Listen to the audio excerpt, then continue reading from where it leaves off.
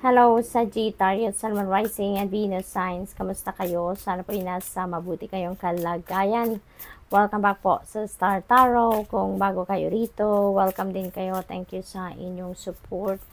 I truly appreciate it. God bless you all, Sagittarius. Paunang mensahe po ninyo ay the Page of Cups in reverse. Ayan. So, Sag, sabi dito, merong broken dreams.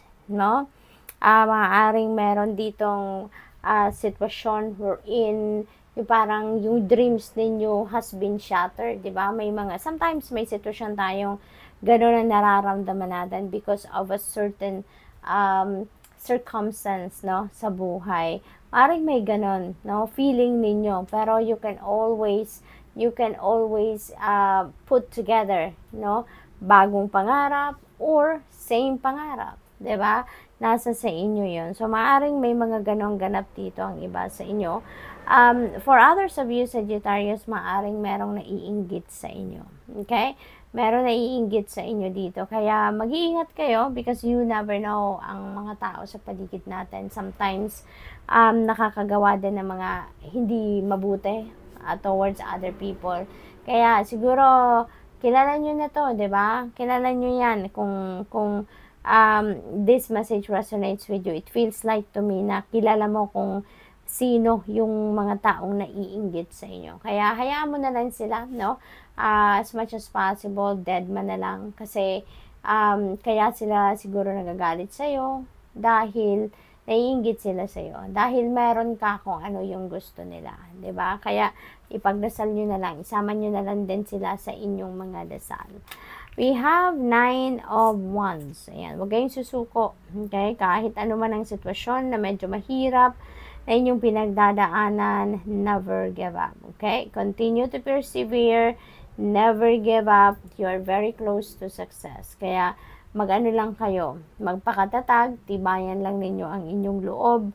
At, sometimes, no, pagsubok lang ito. Minsan pagsubok lang yan.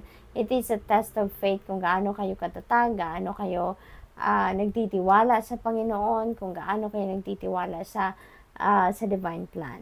Kaya huwag kayong susuko. Sometimes may mga humps and bumps talaga tayo sa buhay na na-experience, na na-encounter, but that is part of life. That is part of our soul's journey. Kasi diyan tayo natututo, diyan tayo naging resilient, diyan tayo nakakapulot ng more wisdom and lessons in life na magagamit natin sa ating future journey. So what else? We have 7 of Cups. Ayan, multiple opportunities ito na maaring dumating sa inyo, Sagittarius. So, think about it, no? Think it twice, thrice, or more than that. At saka, ang mahalaga, pakinggan ninyo ang bulong ng iyong intuition. Always listen to your intuition because yung intuition natin, yun ang naggagabay sa atin. Yan ang nagtuturo sa atin or nagli-lead sa atin papunta sa kung saan tayo dapat makarating, kung saan tayo dapat pumunta. Okay? So, what else? We have 10 of Wands. Ayan. So, 10 represents endings and beginnings. Okay? Dito sa 10 of Wands, nahihirapan na kayo dito. Nahihirapan na kayo sa sitwasyon na to. Maaring sa trabaho yan, pamilya, at hihingi na kayo dito ng tulong.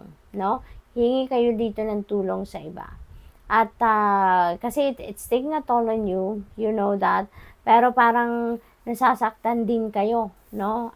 Sa kalooban ninyo kung i-give up nyo to, kung totally iiwanan nyo na to. Kaya parang feeling ko dito para sa iba, instead na mag-quit kayo from this situation, you're going to ask for help, no? Mas pipiliin ninyong humingi ng tulong because alam ninyo na meron pa rin kayong magagawa, meron pa rin kayong maitutulong din sa sitwasyon na to. But you need an extra hand para ma-carry out ninyo yan.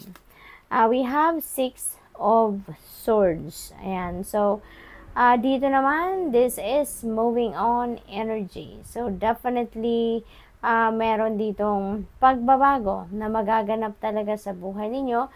This is pagbabago ng environment, no? Pagbabago ng ng nakikita ninyo, ng nararamdaman ninyo, ng sitwasyon ninyo. Meron kayong sitwasyon dito na iiwanan, na mahirap, sobrang mahirap, sobrang toxic na to para sa iyo, sobrang unhealthy na to para sa inyo. Kaya magde-decision kayo dito na talikuran na ang sitwasyon na to. It could be a relationship, it could be work situation, no? It could be anything, but ang tagal ninyong nagtiyaga dito sa sitwasyon na to. Ang tagal ninyong umasa na magiging okay pa ang lahat. Ang tagal ninyong umasa na magiging maganda ang takbo ng lahat. Magkakaroon ng turnaround ang inyong sitwasyon dito, but it never happened.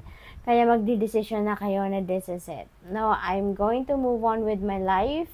I'm going to find kung saan ako magiging masaya, saan ako magkakaroon ng peace, saan ako magkakaroon ng harmony, saan ako makakapagsimula ng bagong buhay at magkaroon ng bagong pag-asa. So, there could be travel din dito. Relocation is very imminent for most of you Sagittarius na mayroong ganitong sitwasyon. So, good luck po kasi magsisimula ka dyan ng bagong buhay. Okay? So, tignan natin kung ano pa ang ganap dito for Sag. Angel number 555. Ayan, there is change happening, no? There is change happening. At ang pagbabagong ito, iba-iba, no? Maaaring pagbabago ito ng sitwasyon ninyo dito, pagbabago dito. There's so many changes na maaaring mangyari dito sa buhay ninyo. But you are going to level up, no? You're going to level up dito. Kung saan man kayo dadalhin ng mga sitwasyong ito, ng mga pagbabagong ito, you are going to level up. It's going to be a totally different scenario, no? Sa buhay ninyo. It may not feel good initially, kasi syempre mangangapa ka, mag-a-adjust ka, no? Kasi from transitioning from one situation to another. But this is for your highest good. Okay? Para ito sa ikakabuti ninyo. What else? We have 10, 11. Take action. Yun ang kailangan ninyong gawin. And feels like to me, dito sa 10 of Wands at sa 6 of Swords, definitely you're going to take action. Kasi nga, parang masikip na ang lugar na to, ang sitwasyon na to para sa iyo. Kaya, you're really going to take action. You're really going to remove yourself, no, physically from that. So, there is new hope, there is new beginning, there's fresh start sa buhay ninyo. Kaya, medyo mabibisi kayo, no? Maaaring ma-overwhelm kayo dito. There are so many things, no, that you're going to look after. So, good luck, and that's a lot for you for today. Thank you for watching. Love and light. Namaste.